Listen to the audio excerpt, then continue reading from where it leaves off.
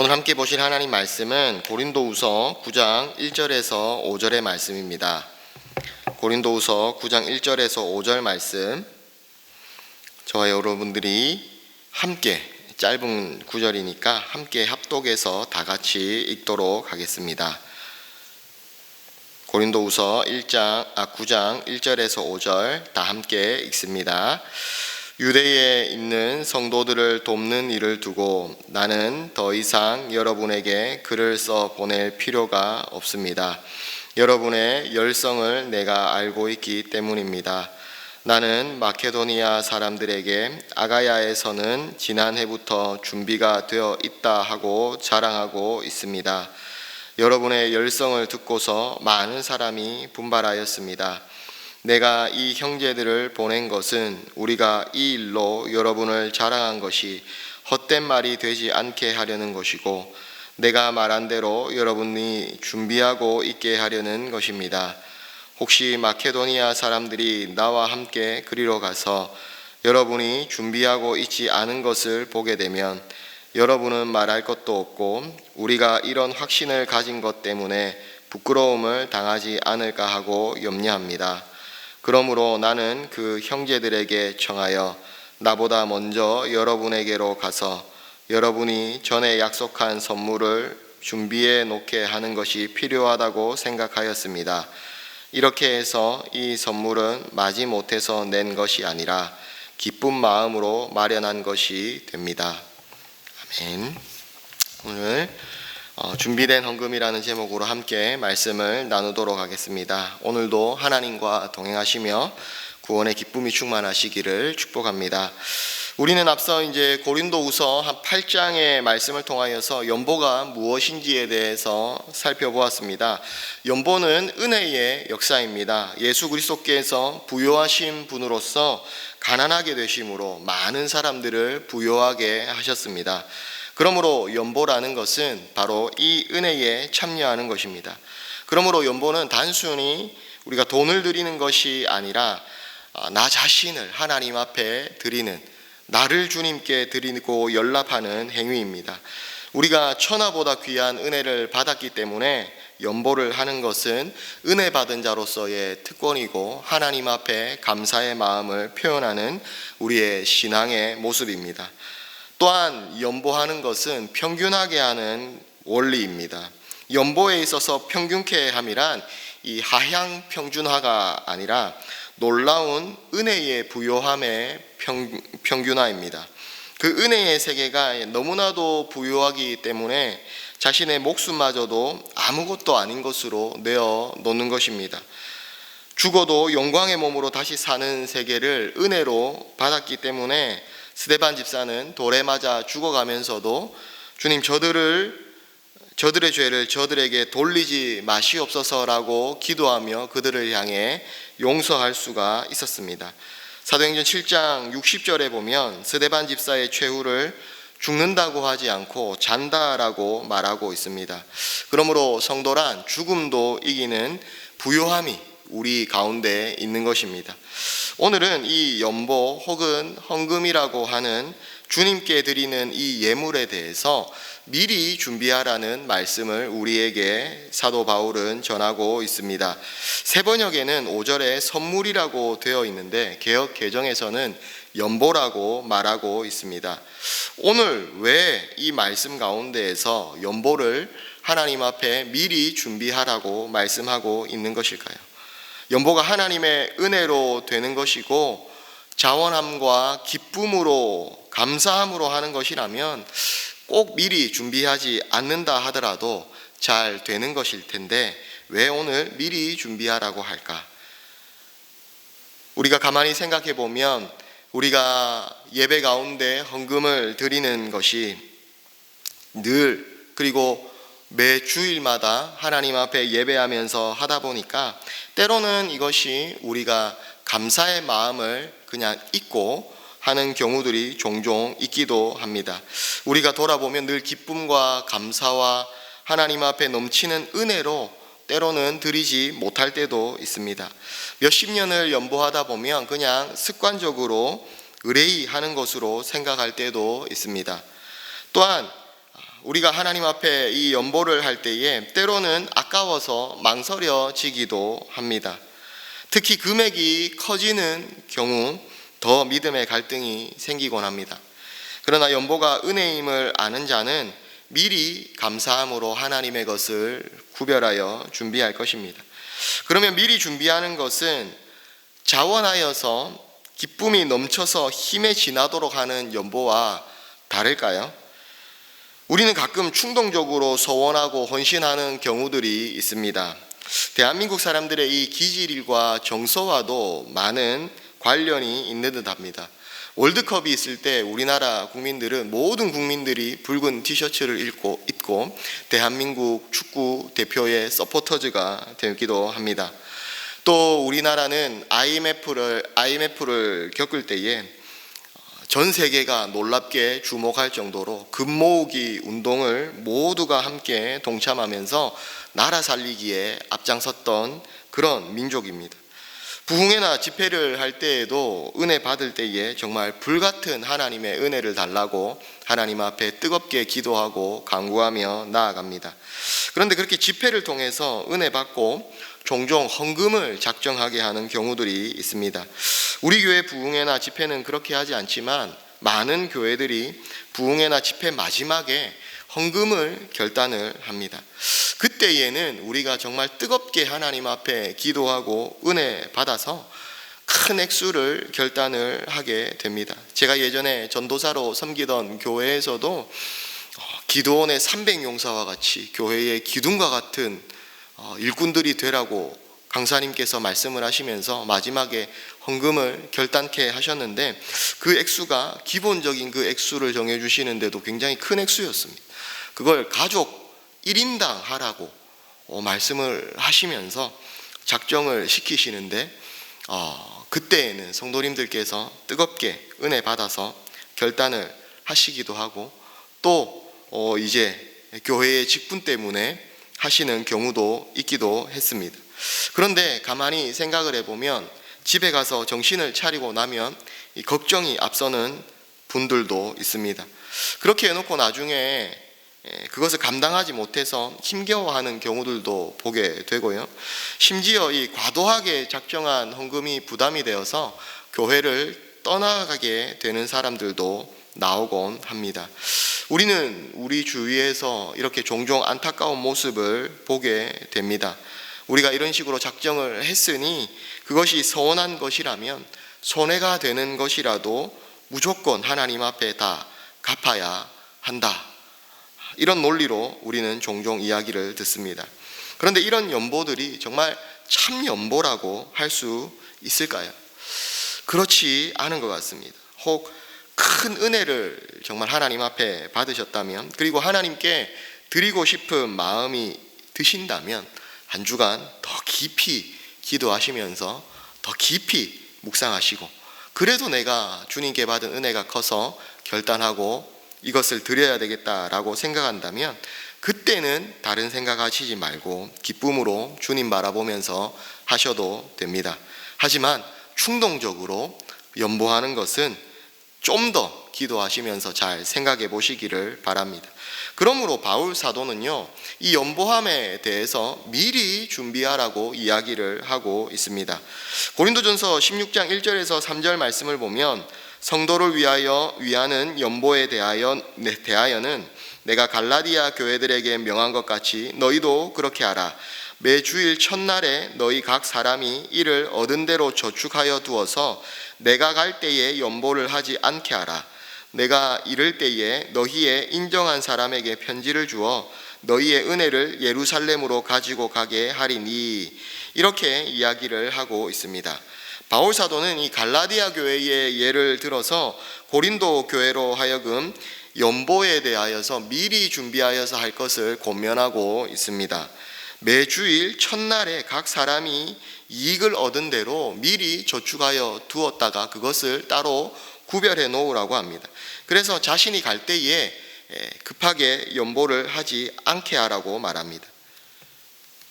그리고 자신이 갈 때 고린도 교회의 은혜를 예루살렘으로 가지고 가게 하라라고 말을 합니다. 이렇게 준비된 연보를 은혜라고 바울은 이야기하고 있습니다. 오늘 말씀에도 보면 미리 준비하라고 말하고 있습니다. 오늘 본문 1, 2절에 보면 바울은 성도를 섬기는 일에 대하여서 고린도 교회 성도님들에게 쓸 것이 없다라고 이야기하고 있습니다. 그 이유는 고린도 교회 교인들이 그렇게 열성적으로 이웃과 성도들을 섬기는 것을 잘 알고 있기 때문입니다. 바울은 고린도 교회 교인들이 다른 교회에 섬기는 일, 이 예루살렘 교회 성도들을 섬기는 일로 연보하고자 하는 마음을 이미 잘 알고 있었습니다.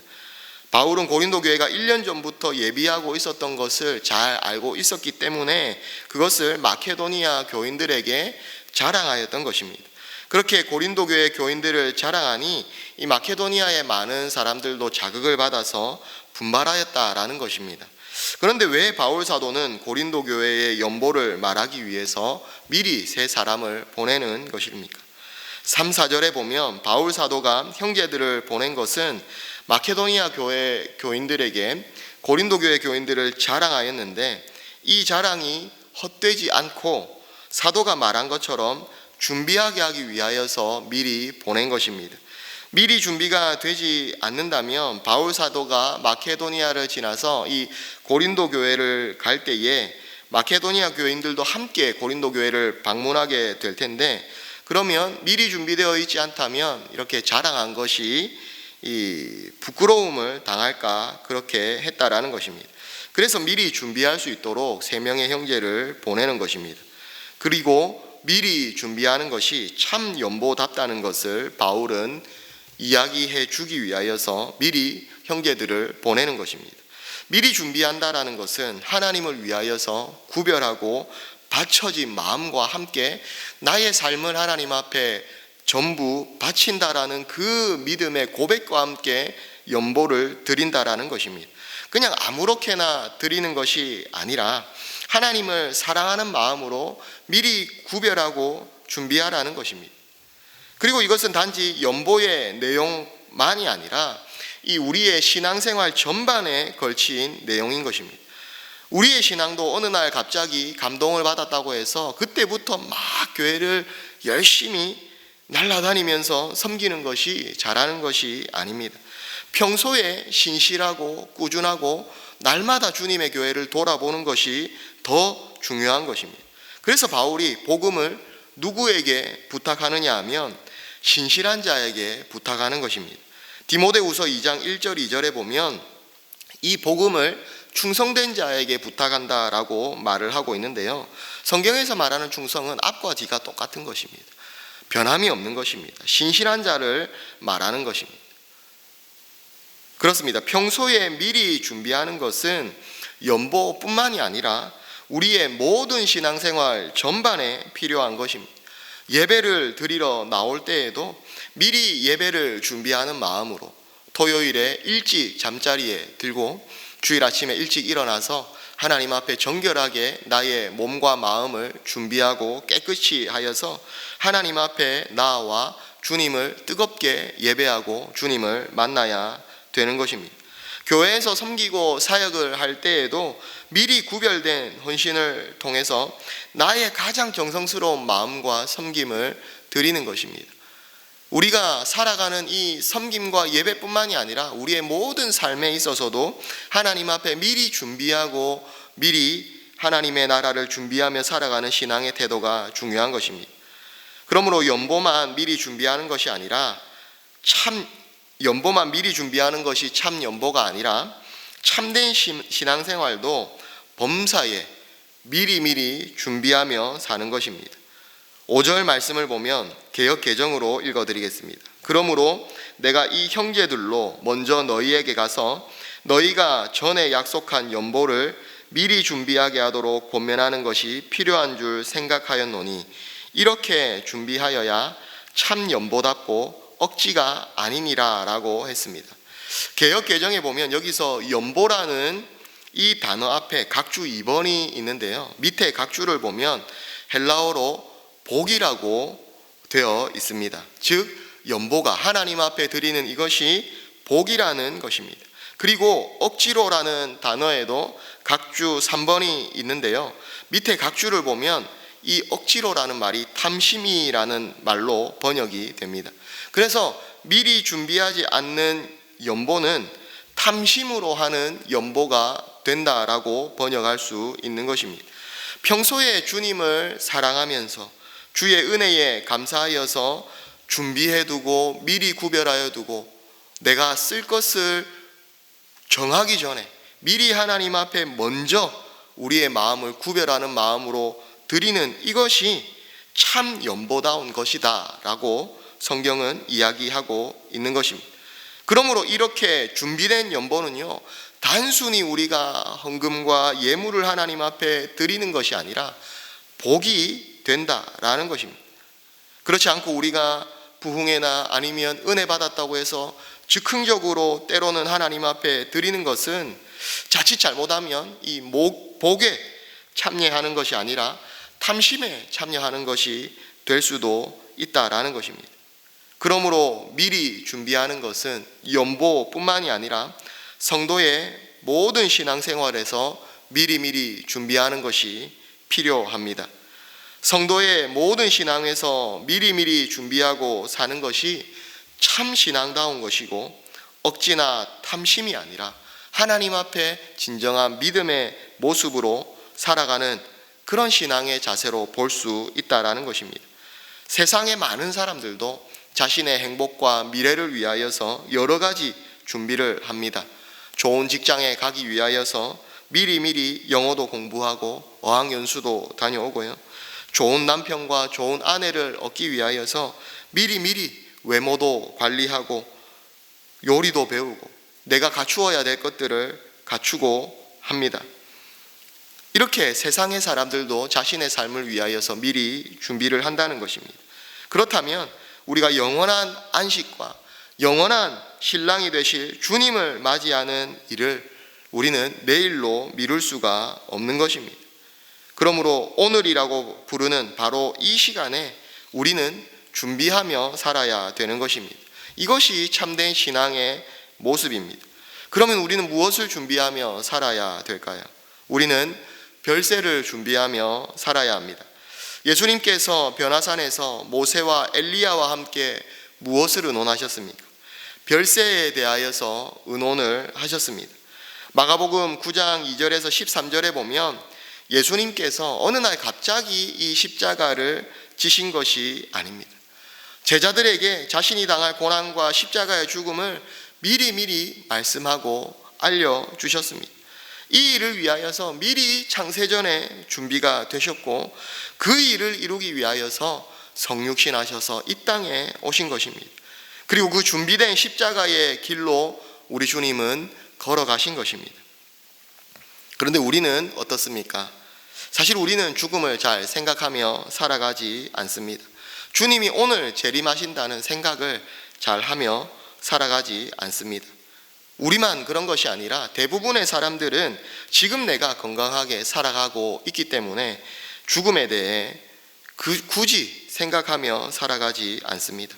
그러다 보니 우리가 전도를 할 때에도 이 복음을 받아들이는 사람이 지금 당장 나와 죽음과 관계가 없는데 굳이 내가 내세를 준비할 필요가 있나? 물론 지금 내 상황이 힘들고 어려워 종교의 힘을 빌리고 싶지만 지금 나는 죽음과 별로 상관이 없기 때문에 굳이 이 종교에 자신을 의지하는 마음들을 가지지 않으려고 합니다. 하지만 주님께서는 우리에게 진리의 성경인 진리의 말씀을 통하여서 분명히 말씀하십니다. 천하를 얻고도 내 목숨을 잃으면 무슨 소용이 있냐라고 말씀을 하십니다. 그리고 누가복음 12장 20절에 오늘 밤에 네 영혼을 도로 찾는다 이런 말씀도 하십니다. 그러면 그것이 네 영혼이 네 예비한 것이 네 것이 되겠느냐라고 말씀을 하십니다. 그런데 세상의 사람들은 믿지 않고 또 우리도 이 죽음에 대해서 때로는 생각을 하지 않고 살아갈 때가 있습니다.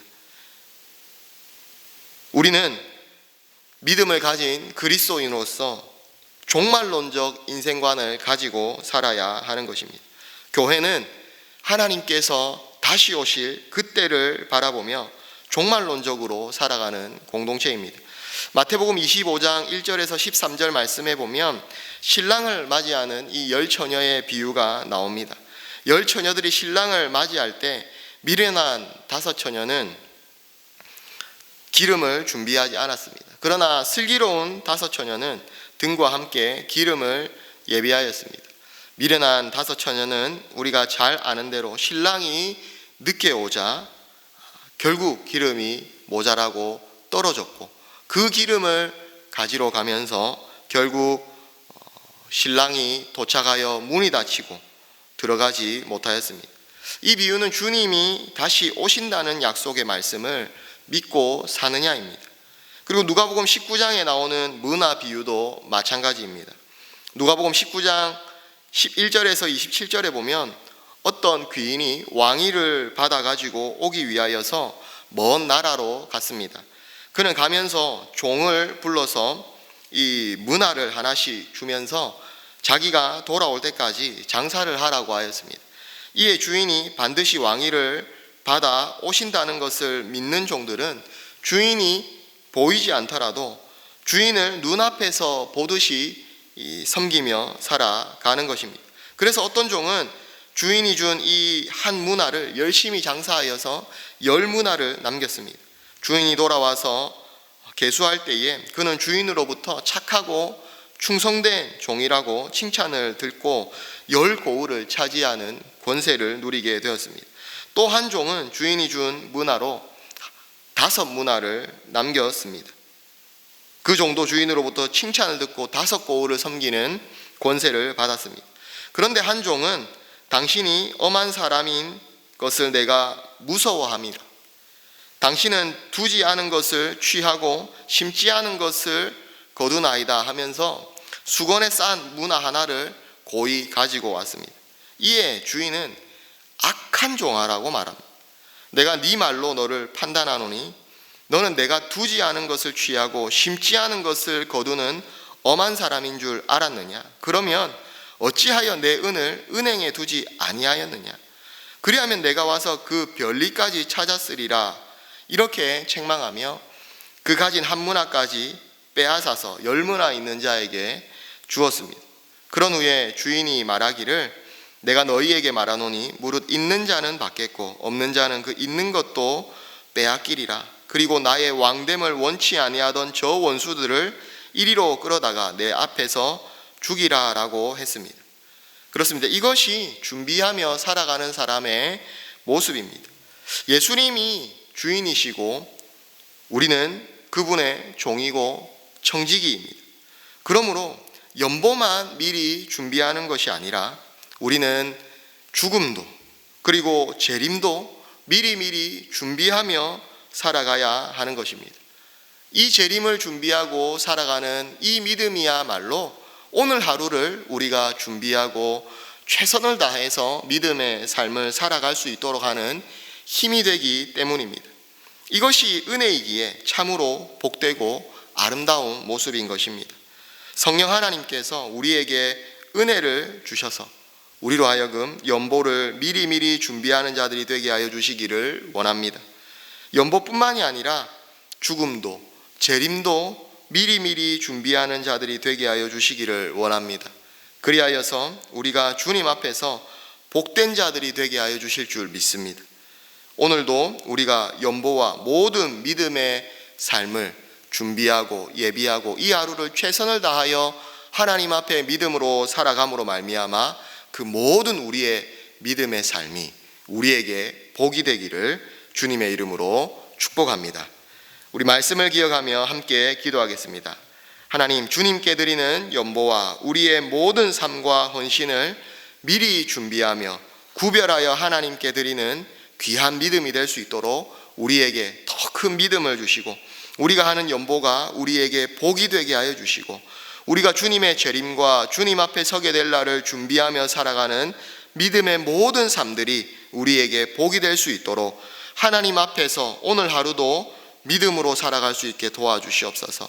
그리고 두 번째로 기도할 것은 금요일은 목장 모임을 위해 기도하는 날입니다. 하나님, 우리 교회의 모든 목장들이 하나님의 나라인 천국을 경험하는 은혜의 자리가 되게 하여 주시옵소서.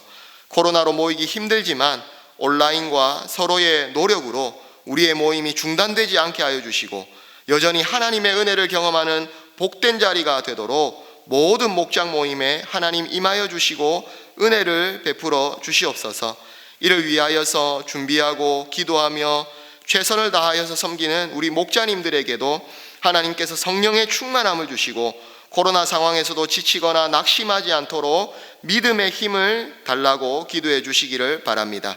그리고 여러분들의 가정과 개인의 기도의 제목을 가지고 간절히 기도하시고 돌아가시겠습니다.